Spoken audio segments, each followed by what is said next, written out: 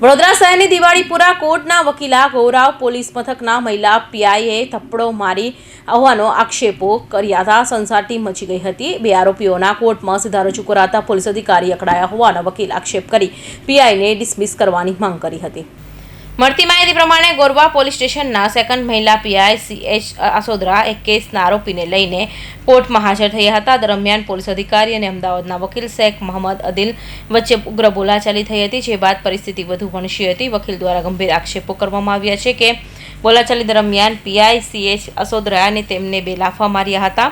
આ ઘટનાના પગલે વકીલોમાં ભારે રોષ જોવા મળી રહ્યો છે. વડોદરા વકીલ મંડળે આ બનાવને સખત શબ્દોમાં વખોડી કાઢ્યો છે અને ઘટનાની ગંભીર નોંધ લીધી છે. વકીલ મંડળ દ્વારા તાત્કાલિક ધોરણે આક્ષેપિત પોલીસ અધિકારી CH આસોદરાને સસ્પેન્ડ કરવાની માંગ કરવામાં આવી છે. આ ઘટના અંગે ગુજરાત હાઈકોર્ટ અમદાવાદના વકીલ શેખ મોહમ્મદ અદિલે વધુ માહિતી આપી છે. મેં એ આરોપી જે ડરી અને કોર્ટમાં સરેન્ડર કરવા માટે આવ્યા હતા.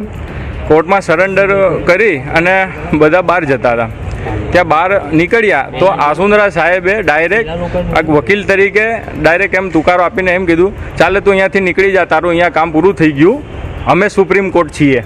એમ કરી મેં કીધું કે બેન, તમે કાયદાની મર્યાદામાં તમે વાત કરો.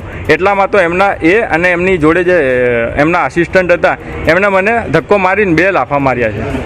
તો જે એડવોકેટ સાહેબ શ્રી છે તો એમને પણ અરજી આપવા માટે તૈયાર થયા અને આપણે અરજી લઈ પણ લીધી છે. હવે એમાં તપાસ કરી. હા, એટલે એ એવું કહેશે કે CCTV ફૂટેજમાંથી આપ રેકોર્ડ કબજે કરી શકો છો, તો એ તપાસનો વિષય છે. અમે એમાં પણ જોડાવશું. પોલીસ સ્ટેશનમાં મામલો ગયો છે તો તેમનાથી સિનિયર અધિકારી તપાસ કરશે. વકીલ મંડળે ચીમકી ઉચ્ચારી છે કે જો અધિકારી વિરુદ્ધ તાત્કાલિક કાર્યવાહી કરી તેમને સસ્પેન્ડ કરવામાં નહીં આવે તો વકીલો દ્વારા ઉગ્ર આંદોલન કરવામાં આવશે. આ ઘટનાને કારણે કોર્ટ પરિસરમાં થોડો સમય માટે તણાવભર્યો માહોલ સર્જાયો હતો. પોલીસ અને વકીલ મંડળ વચ્ચે આ મુદ્દે ગરમાવો જોવા મળી રહ્યો છે. જોકે આ વિષયમાં મામલો ઉગ્ર બનતા 4 પોલીસ સ્ટેશનના પીઆઈ, એસીપી સહિતનો સ્ટાફ કોર્ટમાં દોડી આવ્યો હતો અને મામલો થાળે પાડવાનો પ્રયાસ કરવામાં આવ્યા હતા.